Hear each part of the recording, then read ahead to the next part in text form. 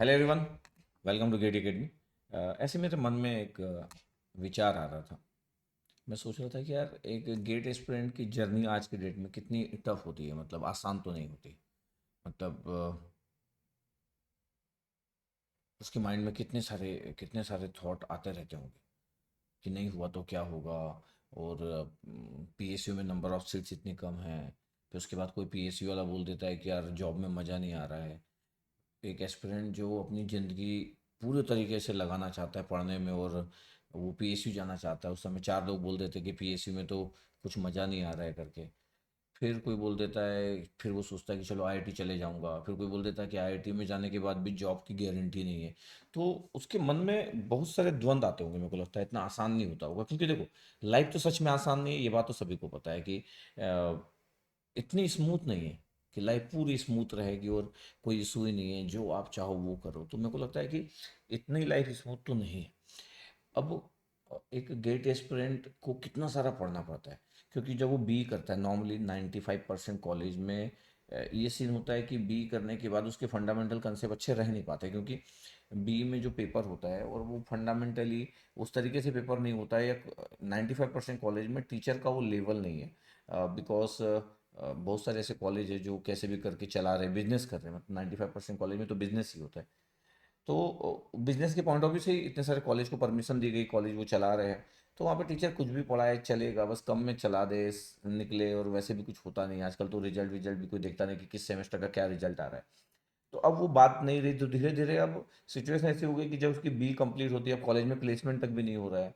अब जब B complete होती है, तो जब वो इस कॉम्पिटिटिव वर्ल्ड में आता है, तो वो बहुत असहाय फील करता है। बिकॉज उसको लगता है यार, मैं तो यार बहुत ही वीक हूँ। इस बेसिस पे वीक हूँ कि फंडामेंटली तो मैं बिल्कुल ही स्ट्रांग नहीं हूँ। मेरे को तो क्लिक भी नहीं करता है, क्योंकि बी के 4 साल में तो जितने पेपर थे वो तो मैं निकाल लिए कैसे भी याद करके। अब कॉम्पिटिटिव एग्जाम में तो याद करने वाला पार्ट होगा नहीं। तो उसकी मनोदशा जो है, वो कोई नहीं समझता होगा। मेरे को ऐसा लगता है कि उसके मन में क्या चल रहा होगा, क्या स्ट्रगल चल रहा होगा। वो सोच रहा होगा कि यार पता नहीं, अब मैं तैयारी तो कर रहा हूँ लेकिन नहीं हुआ तो, क्योंकि मेरे को खुद पता है कि मेरे कंसेप्ट बहुत अच्छे नहीं हैं। पता चला 2 3 4 साल ड्रॉप लेना पड़ गया, उसके बाद भी अगर मैं बहुत अच्छी जगह पे नहीं पहुंच पाया, लोग क्या बोलेंगे। लोग बोलेंगे इंजीनियरिंग करने के बाद क्या हुआ, उससे अच्छा तो तुम बीएससी कर लेते, उससे अच्छा तो कुछ छोटी मोटी जॉब कर लेते। अब इतने एजुकेशन के बाद अब मैं पीछे मुड़ के कैसे छोटी सी जॉब कर लूँ। तो ये स्ट्रगल उसके माइंड में रहते होंगे। और इतने इतने रैंडम थॉट के बाद वो अपनी प्रिपरेशन भी करता है। प्रिपरेशन करने के बाद उसका मूड स्विंग होता है। लोग बोलते हैं कि यार मोटिवेशन इम्पॉर्टेंट होता है और उसको पढ़ना चाहिए। लेकिन मेरे को लगता है कि एक इंजीनियर, जो इंजीनियरिंग का जो एस्पिरेंट है, जो अपनी कॉम्पिटेटिव एग्जाम की प्रिपरेशन करता है, उसका मूड स्विंग मेरे को लगता है गर्ल्स लोगों से भी ज़्यादा होता है। अब बॉय की बात कर रहा हूँ। और गर्ल्स लोगों का तो मूड स्विंग होता ही है, और ऊपर से कॉम्पिटेटिव एग्जाम की प्रिपरेशन कर रही है तो उनका तो और मूड स्विंग ज़्यादा ही होता होगा। ठीक है, मूड स्विंग बोलने का मेरा मतलब ये है कि इस बात पे है कि यार अनसर्टेनिटी कितनी ज़्यादा है हमारी ज़िंदगी में, कि क्या होगा क्या नहीं होगा। इतने मार्क्स आ पाएंगे नहीं आ पाएंगे। गेट का स्कोर कार्ड कितनी जगह पे वैलिड है। उसको ये भी नहीं पता होता है कि एस्पिरेंट को गेट की प्रिपरेशन करते समय कि मेरे को कौन कौन सी ब्रांचेस से एमटेक करना है, एमटेक की स्पेसिफिक ब्रांचेस क्या होती है, कहाँ कहाँ पे मेरे को किस किस स्कोर पे मेरे को कहाँ कहाँ पे मिल सकता है। मतलब बहुत अनसर्टेनिटी वाली चीज़ें रहती है, और वो अपनी स्टडी करते जाता है। और स्टडी करने के बाद भी उसको लगते रहता है बार बार कि मैं एक एक एक one of the good competitive aspirant हूँ कि नहीं। उसको डाउट होते जाता है। डाउट होना लाजमी है। एक एस्पिरेंट को डाउट होता है। सक्सेसफुल लोग अलग बात करते हैं, जब सक्सेसफुल हो जाते हैं तो उनकी बात करने का तरीका चेंज हो जाता है। लेकिन जब तक आप स्ट्रगलर रहते हो, तब तक तो बहुत प्रॉब्लम्स है। और स्ट्रगलर से एक सक्सेसफुल एक एस्पिरेंट बनने में बहुत आसान तो होता नहीं है। ऊपर से परसेंटेज भी बहुत छोटा है। बिकॉज हमारे यहाँ पे कभी भी ये बात नहीं होती है कि 4,000 रैंक में भी ज़िंदगी बन जाती है अच्छी, 5,000 रैंक में भी ज़िंदगी बन जाती है, ऐसी कोई बात ही नहीं करता। सब लोग पीएसयू टॉप 10 टॉप 100 ऐसी बात करते हैं। इंटरव्यू में भी टॉप 100 टॉप 50 ऐसे लोगों का इंटरव्यू लेते हैं। उन्हीं लोगों को हम कुछ ना कुछ मेडल्स देते हैं, उन्हीं लोगों के इंटरव्यू देखते जाते हैं, उन्हीं लोगों को सम्मानित किया जाता है। तो धीरे धीरे लोगों के मन में बन जाता है कि यार 2,000 रैंक वाला थोड़ी कोई मतलब है। जबकि वो भूल जाता है कि 2,000 रैंक लाखों के बीच में लाना आसान नहीं है। अगर 1 लाख लोग भी एग्जाम दे रहे हो और आपका अगर 2,000 रैंक भी आया, तो आप 98,000 से आगे हो। लेकिन फिर भी उसके मन में हमेशा रहता है कि वो 2,000 लोगों से पीछे है। उसके मन में कभी नहीं आता कि वो 98,000 लोगों से आगे है, क्योंकि उसको उसको सोचना कभी दिया ही नहीं गया, उसको हर बार सोचवा दिया गया सिचुएशन वाइज कि यार आप फेलियर हो। उसके बाद उसको नहीं पता कि 2000 रैंक के साथ ज़िंदगी बन सकती है कि नहीं, फिर 2000 रैंक के बाद उसको ड्रॉप लेना पड़ता है। इसमें आईआईटी की भी मिस्टेक है। आईआईटी की मिस्टेक ये है कि उनको उनको अपने वीडियो बनाना चाहिए। जैसे आज एप्पल का फ़ोन जब आता है तो उनके उनका उनका प्रोडक्ट जो वो पूरा दिखाते हैं। आज सैमसंग का कोई प्रोडक्ट आता है तो प्रोडक्ट ही है यार आज की डेट में। अब एजुकेशन भी तो प्रोडक्ट ही हो ना, क्योंकि सब ज़िंदगी बेटर करने के लिए तो कर रहे हो, और क्या है। अब कोई बोलेगा कि नहीं सर मैं नॉलेज गेन करने के लिए कर रहा हूँ, तो भाई मैं ऐसी बातों को इग्नोर करता हूँ जो झूठी बातें हैं। कि सर मेरा ऑब्जेक्टिव तो नॉलेज गेन करना है सर, इस ज़िंदगी में मैं आया हूँ तो मैं सिर्फ नॉलेज गेन करूँगा सर, चाहे रोटी ना मिले मेरे को, भूखा रह जाऊँगा, लेकिन मैं नॉलेज गेन करूँगा सर। तो मेरे को लगता है सब झूठी बातें हैं। सब लोगों को ज़िंदगी में एक बेटर फाइनेंशियल स्टेबिलिटी चाहिए।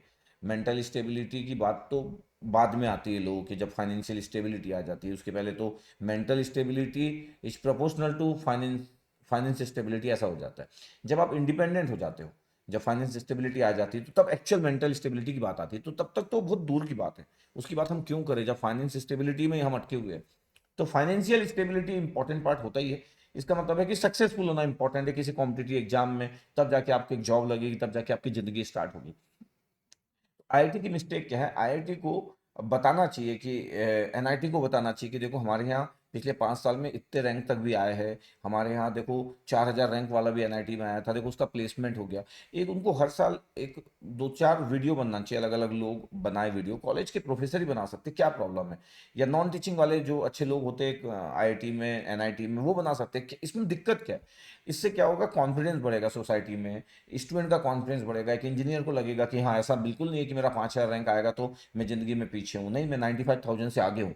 तो ये पॉजिटिविटी बड़ी कमी है, तो नेगेटिविटी स्प्रेड ज़्यादा होते जाती है। और फिर हम वो पूरी स्टोरी टॉपर्स के अराउंड में घूमना चालू हो जाती है। तो वो मैं कभी लाइक नहीं करता हूँ कि टॉपर्स को वैल्यू मिलना चाहिए कि ठीक है भैया ये AIR 1 आया है, AIR 10 आया है, AIR 100 के अंदर आया है, ठीक है उनको वैल्यू मिलना चाहिए। लेकिन ऐसा नहीं होना चाहिए कि बाकी सब लोग इग्नोर हो जाए, बाकी सब लोग इग्नोर हो जाए, ऐसा नहीं होना चाहिए। ये मेरे को लगता है कि इज नॉट गुड। तो अभी क्या है कि मेरे को लगता है कि एस्पिरेंट इन सब दौर से गुजरता है और बिल्कुल मेंटली स्टेबल भी नहीं हो पाता है। और उसको पता भी है ना कि 95% लोगों को तो पता है कि उसकी मिस्टेक भी नहीं, उस सिचुएशन की मिस्टेक है कि जब वो इंजीनियरिंग कर रहा था तो उसका पेपर वैसा नहीं आता था, कॉलेज का 4 साल का माहौल वैसा नहीं था, टीचर वैसे नहीं थे, कंसेप्चुअल बातें नहीं करते थे। अगर उसको 4 साल में उसको उस तरफ मोल्ड किया जाता तो वो भी कंसेप्चुअल बातें करना सीखता, मैथमेटिक्स थोड़ा सॉल्व करना सीखता, उससे क्वेश्चन का पेपर वैसा होता तो वो सीखता। अब सिस्टम ही ऐसा है तो क्या करे, 4 साल निकल जाते हैं, कुछ नहीं पता चलता, सिर्फ 7 दिन की पढ़ाई में एक एक सेमेस्टर निकलते जाता है। तो अब वो स्टडी करने की सिचुएशन में भी नहीं रहा 4 साल के बाद, तो वो बहुत ही कम स्टूडेंट रहते हैं जो कि बहुत स्टडी के मोड में रहते हैं। अब स्ट्रगल उसकी ज़िंदगी का चालू होता है। तो मेरे को लगता है कि एक एक इंजीनियरिंग एस्पिरेंट की ज़िंदगी बड़ी आसान नहीं है, और मेरे को नहीं लगता कोई भी उसको अंडरस्टैंड कर पाता होगा। एक पेरेंट्स को लगता होगा कितना पैसा हम लगाए, बचपन से लगाए, अब इतना इतना कर लिए, चल तू अपने लिए तो कर ले, तो हमारे लिए कुछ ना करे। ऐसे बहुत सारे सुनने को मिलता होगा कि भैया चल अपनी ज़िंदगी तो बना ले। तो मेरे को लगता है कि एक एस्पिरेंट को पता है कि मेरे को अपनी ज़िंदगी बनाना है, लेकिन अब वो क्या करे, मतलब अभी वो कैसे बताए कि उसके 4 साल निकल गए, अब 4 साल पहले तो जा नहीं सकता। वो तो 4 साल जब आप इंजीनियरिंग करते हो तो उसी माहौल में रहते हो, क्योंकि आपके अराउंड में भी वही माहौल रहता है, वही हॉस्टल वाले लोग की हॉस्टल वाली लाइफ, वही पार्टी जोन, वही गॉसिप, वही बातें 4 साल पता भी नहीं चल पाती। इसमें किसी एक एस्पिरेंट की मिस्टेक हो सकती है, या आप ऐसा बोलो कि वो एस्पिरेंट को पता होना चाहिए अपना विजन। ऐसे कितने लोग होंगे जो बी के फर्स्ट ईयर में जाके उस कॉलेज के एटमॉस्फेयर से इंडिपेंडेंट होकर अपनी स्टडी करते होंगे। कॉलेज में क्या हो रहा है उनको कोई मतलब नहीं, कॉलेज में एनुअल फंक्शन हो रहा है, स्पोर्ट्स हो रहा है, उनको कोई मतलब नहीं, वो अपनी जिंदगी को उस डायरेक्शन में जी रहे होंगे। It's very tough, like impossible. एक नॉर्मल कॉलेज में जहाँ पे सिर्फ इंटरटेनमेंट होता है, एटमॉस्फेयर सिर्फ मस्ती के मूड में रहता है सब कुछ। उसके बाद जब वो कॉम्पिटिटिव एग्जाम की प्रिपरेशन करता है तो सबसे पहले तो उसके साथ ये स्ट्रगल होता है कि उसको तो छोटी छोटी बातों में डाउट, उसको तो ये भी नहीं पता कि ओम्स लॉ कहाँ नहीं लगेगा, उसको तो ये भी नहीं पता कि केसीएल और नोडल में कुछ डिफरेंस भी हो सकता है, उसको तो सुपर मेस और मेस का पता नहीं, उसको तो नोड और सुपर नोड के बारे में नहीं पता। तो इतनी छोटी छोटी बातें से जब स्टार्ट होता है तो उसका कॉन्फिडेंस डगमगाता है। जब अब क्या, हम प्रोफेशनल लोग हैं, हम टीचर प्रोफेशनल आके बातें करते हैं, एक से एक बातें करते हैं कि ये हो गया, वो नॉर्मल सा स्टूडेंट सोचता है इतनी बातें तो मेरे बीई में थी नहीं। तो वो उसके लिए वो बहुत सारे लोग, इसलिए 90% लोग लगभग 85% लोग के आसपास जब वो पहली बार ड्रॉप लेते हैं तो वो अपने आप को हैंडल ही कर पाते मेंटली, तो इसके लिए सेकंड ड्रॉप लेना पड़ जाता है। फिर धीरे धीरे सोसाइटी, पेरेंट्स, फ्रेंड्स या जो भी चारों साइड, वो सपोर्ट भी नहीं करते। अच्छा, उसमें पेरेंट्स की भी मिस्टेक नहीं है, मतलब मैं बोलता हूँ कभी कभी किसी की मिस्टेक नहीं है।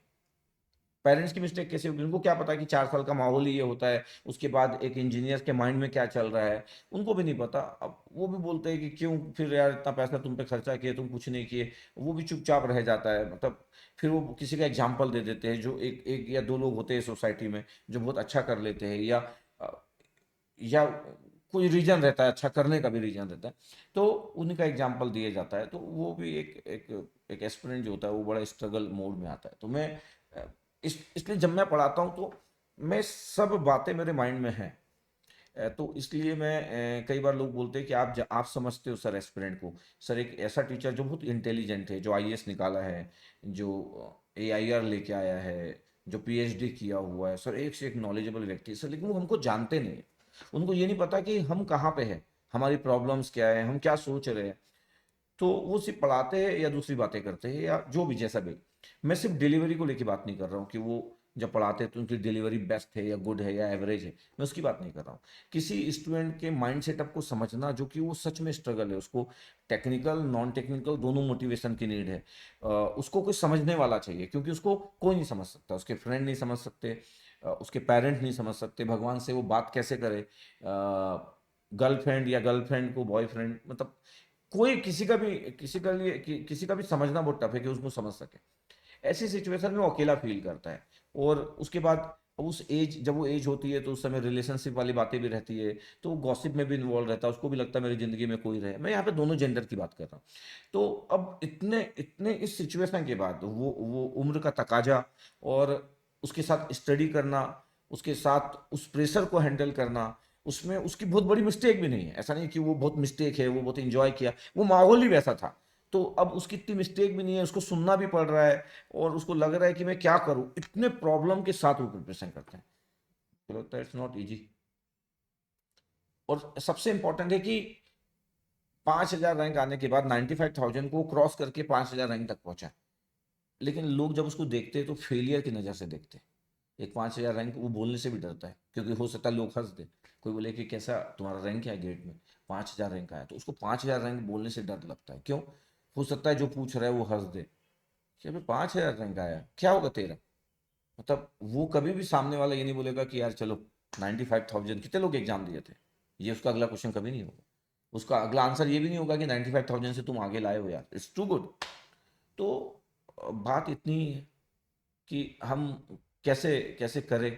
और पेरेंट्स की इसमें इसलिए मिस्टेक नहीं, क्योंकि वो इस कंपटीशन वर्ल्ड को नहीं जानते, वो सिचुएशन को नहीं समझते। तो अ, एक एक मिडिल क्लास फैमिली का जो बच्चा होता है, एक एस्पिरेंट होता है, वो अपने पेरेंट्स को भी हैप्पीनेस देना चाहता है। वो चाहता है सोसाइटी में उसके पेरेंट्स भी प्राउड फील करे, उसको खुद के लिए भी अच्छा करता है, क्योंकि उसकी ज़िंदगी में ऐसा कुछ ज़्यादा तो कुछ है नहीं।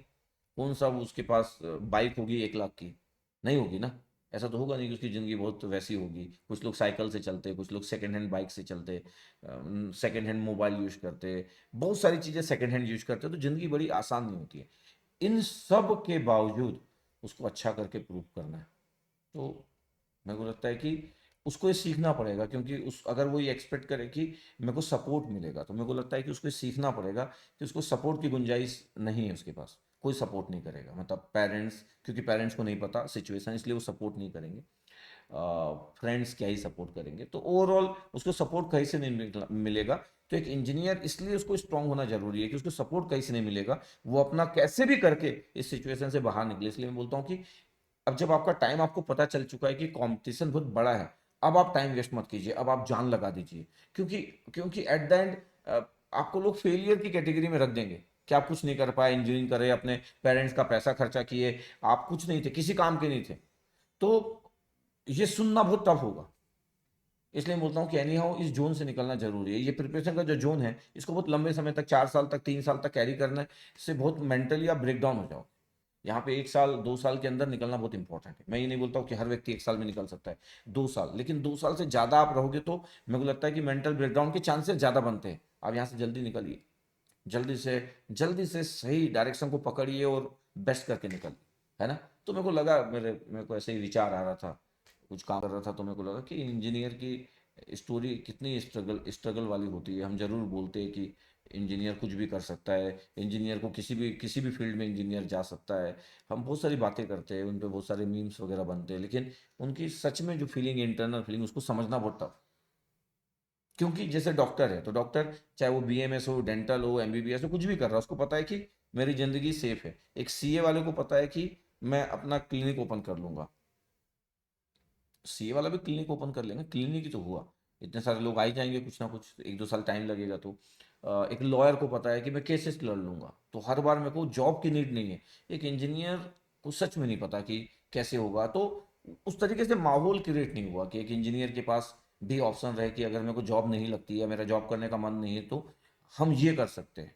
इस तरीके का डायरेक्शन कभी हुआ नहीं, इस तरीके का सिचुएशन नहीं बनी कभी भी कि उनके लिए उस तरीके से सोचा जाए। जबकि हमारी सोसाइटी, हमारी इंडस्ट्री बहुत सारा इंजीनियर पे डिपेंडेंट है। क्यों? क्योंकि हम हर टाइप के काम करते हैं, हर फील्ड में हम, और हर टाइप के काम करते हैं। पॉलिटिक्स में चले जाएंगे, आईएएस में चले जाएंगे, एसएससी जेई में चले जाएंगे, जूनियर इंजीनियर बन जाएंगे, सीनियर इंजीनियर बन जाएंगे, आईएएस ऑफिसर बन जाएंगे, आईआईटी से कर लेंगे, एमटेक कर लेंगे, पीएचडी कर लेंगे, टीचर बन जाएंगे। हम सब कुछ कर सकते हैं, लेकिन तो भी सिक्योरिटी नहीं है हमारी लाइफ की।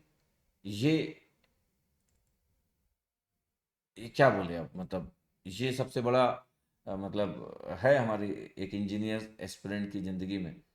यही सबसे बिग डिसएडवांटेज है कि सिक्योरिटी नहीं है, और हम सबके काम के, बस इतना ही। ठीक है, अपना ध्यान रखिए। Okay, thank you.